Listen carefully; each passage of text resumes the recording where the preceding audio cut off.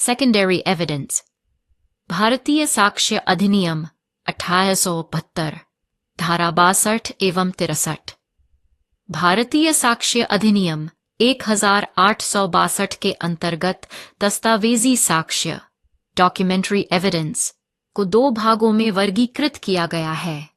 प्राथमिक साक्ष्य primary evidence धारा 62, गौण साक्ष्य सेकेंडरी एविडेंस धारा 63। इन दोनों प्रकार के साक्ष्यों का उद्देश्य न्यायालय के समक्ष किसी दस्तावेज की प्रामाणिकता सिद्ध करना है। यह लेख इन दोनों धाराओं का गहन विश्लेषण करेगा, जिसमें परिभाषाएं, उदाहरण, न्यायिक निर्णय और व्यावहारिक पहलू शामिल होंगे। प्राथमिक साक्ष्य प्राइमरी एविडेंस धारा 62। धारा 62 के अनुसार प्राथमिक साक्ष्य वह है जो निम्नलिखित रूप में होता है। मूल दस्तावेज ओरिजिनल डॉक्यूमेंट, जैसे कि हस्ताक्षरित करार, वसीयतनामा या कोई मूल पत्र। जब दस्तावेज कई समान प्रतियों में बनाया गया हो, जैसे कि रेंट डीड, चेकबुक, तो हर एक प्रति प्राथमिक साक्ष्य मानी जाती है। प्राथमिक साक्ष्य के उदाहरण मूल संविदा पत्र ओरिजिनल अग्रीमेंट। यदि कोई व्यक्ति किसी अन्य के साथ लिखित समझौता करता है, तो उसका मूल हस्ताक्षरित दस्तावेज प्राथमिक साक्ष्य में यह साक्ष्य होगा। वसीयतनामा विल टेस्टेटर, वसीयतकर्ता द्वारा हस्ताक्षरित मूल वसीयत। अदालती आदेश कोर्ट डिक्री, न्यायालय द्वारा जारी किया गया मूल आदेश। बैंक चेक, मूल चेक जिस पर हस्ताक्षर किए गए हैं। प्राथमिक साक्ष्य का महत्व।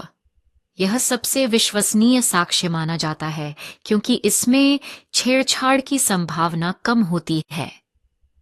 न्यायालय मूल दस्तावेज को ही सर्वोत्तम साक्ष्य मानता है। जगजीत सिंह बनाम पंजाब राज्य 2005 के मामले में सुप्रीम कोर्ट ने कहा कि मूल दस्तावेज की अनुपस्थिति में गौण साक्ष्य तभी स्वीकार्य है जब उसके अभाव का उचित कारण दिया जाए। प्राथमिक साक्ष्य के अपवाद। कुछ स्थितियों में मूल दस्तावेज प्रस्तुत नहीं किया जा सकता, जैसे यदि दस्तावेज खो गया हो या नष्ट हो गया हो। यदि दस्तावेज विरोधी पक्ष ऑपोजिट पार्टी के कब्जे में हो और वह उसे पेश करने से इनकार कर दे। यदि दस्तावेज कानूनी रूप से अप्राप्य हो, जैसे किसी सरकारी रिकॉर्ड की मूल प्रति। ऐसी स्थितियों में गौण साक्ष्य सेकेंडरी एविडेंस स्वीकार्य होता है। गौण साक्ष्य सेकेंडरी एविडेंस धारा 63। धारा 63 के अनुसार गौण साक्ष्य निम्नलिखित रूपों में हो सकता है। प्रमाणित प्रतियां सर्टिफाइड कॉपीज, किसी अधिकारी द्वारा प्रमाणित की गई प्रतिलिपि। फोटोकॉपी जेरोक्स कॉपी, यदि मूल दस्तावेज उपलब्ध न हो। मौखिक विवरण ओरल अकाउंट, किसी गवाह द्वारा दस्तावेज की सामग्री का वर्णन। किसी अन्य माध्यम से तैयार की गई प्रति, जैसे टाइप किया हुआ दस्तावेज। गौण साक्ष्य के उदाहरण प्रमाणित फॉर्मेट प्रति, सर्टिफाइड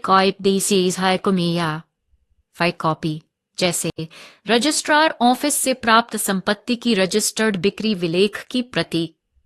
फोटोकॉपी, यदि मूल चेक खो गया हो तो उसकी फोटोकॉपी गौण साक्ष्य हो सकती है।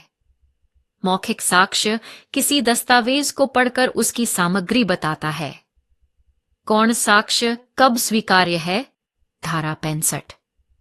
गौण साक्ष्य तभी स्वीकार्य होता है जब मूल दस्तावेज नष्ट हो चुका हो या खो गया हो, मूल दस्तावेज विरोधी पक्ष के पास हो और वह उसे पेश करने से इनकार कर दे, मूल दस्तावेज इतना बड़ा भारी हो कि न्यायालय में लाना संभव न हो, जैसे कोई बड़ा सार्वजनिक रिकॉर्ड।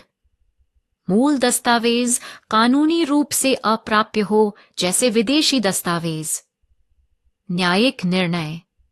रूपलाल बनाम महाराष्ट्र राज्य 1978। सुप्रीम कोर्ट ने कहा कि यदि मूल दस्तावेज के अभाव का उचित कारण दिया जाए तो गौण साक्ष्य स्वीकार्य स्वीकार्य है। सुधीर कुमार बनाम दिल्ली राज्य 2003। अदालत ने माना कि यदि कोई पक्ष मूल दस्तावेज जानबूझकर छुपाता है तो गौण साक्ष्य मान्य होगा। प्राथमिक एवं गौण साक्ष्य में अंतर। आधार प्राथमिक साक्ष्य गौण साक्ष्य। परिभाषा मूल दस्तावेज ओरिजिनल डॉक्यूमेंट। प्रति फोटोकॉपी मौखिक विवरण। स्वीकार्यता सर्वोत्तम साक्ष्य बेस्ट एविडेंस। तभी स्वीकार्य जब मूल उपलब्ध न हो। धारा 62 धारा 63। उदाहरण हस्ताक्षरित करार, मूल वसीयत प्रमाणित प्रति, फोटोकॉपी। न्यायिक प्राथमिकता। न्यायालय इसे अधिक महत्व देता है। मूल की अनुपस्थिति में ही स्वीकार्य। निष्कर्ष। प्राथमिक साक्ष्य। धारा 62 मूल दस्तावेज होता है और न्यायालय इसे सबसे अधिक विश्वसनीय मानता है। गौण साक्ष्य। धारा 63 तभी स्वीकार्य होता है जब मूल दस्तावेज उपलब्ध न हो और इसके लिए उचित कारण देना आवश्यक है। धारा 65 गौण साक्ष्य की स्वीकार्यता के नियम निर्धारित करती है। न्यायिक प्रक्रिया में दस्तावेजी साक्ष्य का महत्वपूर्ण स्थान है, इसलिए वादी प्रतिवादी को साक्ष्य प्रस्तुत करते समय इन नियमों का पालन करना चाहिए।